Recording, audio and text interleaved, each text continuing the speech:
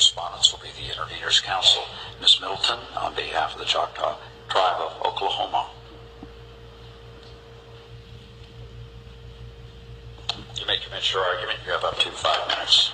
Good morning, Your Honors. May it please the Court, my name is Melissa Middleton on behalf of the Choctaw Nation of Oklahoma. The people of the Choctaw Nation of Oklahoma value faith, family, and culture above all. And this case is ultimately about allowing a Choctaw child to be part of her family and grow to be a proud Choctaw. From a legal perspective, this case is straightforward. Does the substantial evidence support the trial court's decision that the former foster parents failed to provide clear and convincing evidence of good cause to deviate from the Indian Child Welfare Act's placement preferences? And the record is clear, it does. In the 2014 opinion on this case, the court directed that the evidence regarding Lexi's bond to the former foster parents and the trauma she would suffer if it were broken, along with Lexi's best interest, should be factors considered when determining if there is a significant risk of Lexi suffering serious harm due to the move. The court also noted that Lexi's relationship with her extended family should be part of that analysis. Should a long-term best interest determination beyond the presumption that ICWA compliance is in the best interest for a Native American child be necessary, it must include looking at the child's culture and the party's desire and ability to foster a connection to that culture. The neutral 730 court evaluator, Lexi's long-term therapist, and the director of 7 Generations at the United American Indian Institute all emphasized keeping Lexi connected to her Choctaw culture. The former foster parent's own expert, Dr. Ward, noted that it was important to ascertain how the adults would facilitate Lexi's cultural identity. In this case, Lexi is a citizen of the Choctaw Nation of Oklahoma, and as an Indian child, she has a right to learn what it means to her to be Choctaw.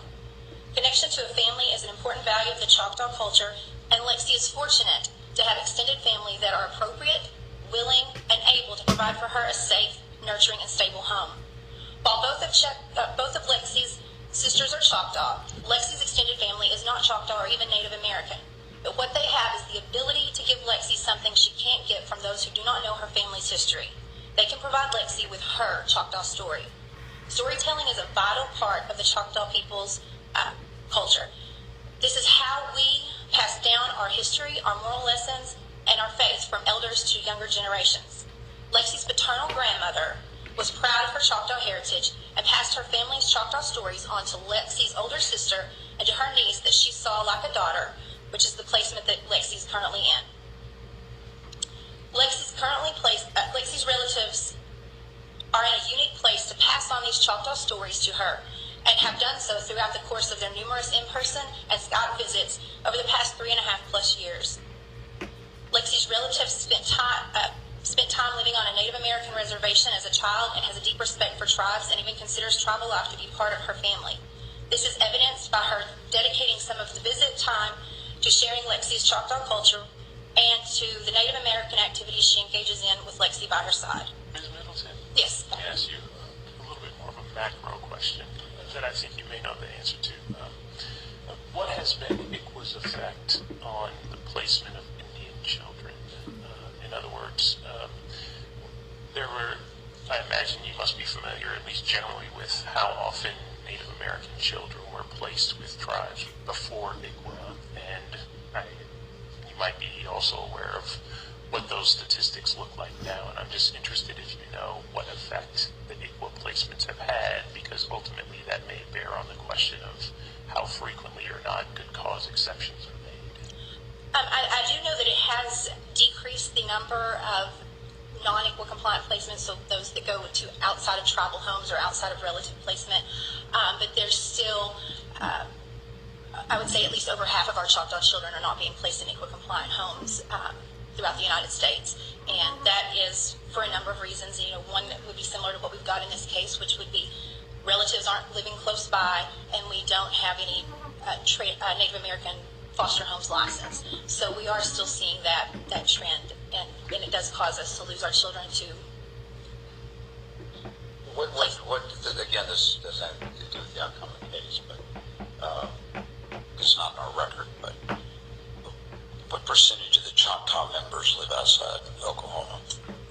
You may not know that answer. Yeah, it's a general sense. I'm not asking for. Well, I actually looked this up before I left, and now it's gone out of my mind. But I would say about half of our tribal population is outside of Oklahoma. Are most of the tribal, the ones in Oklahoma, are most of them near Durant? No, about another half of so about a quarter of our population would be in what we consider our service area, which is the 10 and a half counties in the southeastern part of Oklahoma. It's most akin to what you would consider a reservation, but it's not. We don't live on a reservation. We share property with Potawatomi County is not within that. It is not. It's it's up more. I think that might be Potawatomi Nation territory, actually. I'll tell you what, you've exceeded your time estimate. Do you have anything else you want to say? I'll give you a minute to wrap up. In determining Lexi's best interest, Judge Diaz gave consideration to Lexi's right to her cultural identity and to the chance that she will have to be raised closely to her two biological siblings. He also looked at other factors that were discussed by the other respondents, but the evidence before him showed the importance of allowing Lexi these opportunities. Judge Diaz correctly ruled that the former foster parents failed to meet their evidentiary burden, and the Choctaw Nation of Oklahoma respectfully requests this court find there was substantial evidence to support the lower court's finding and affirm the trial court's decision to place Lexi with her family. Thank you. Thank you very much, Ms. Middleton.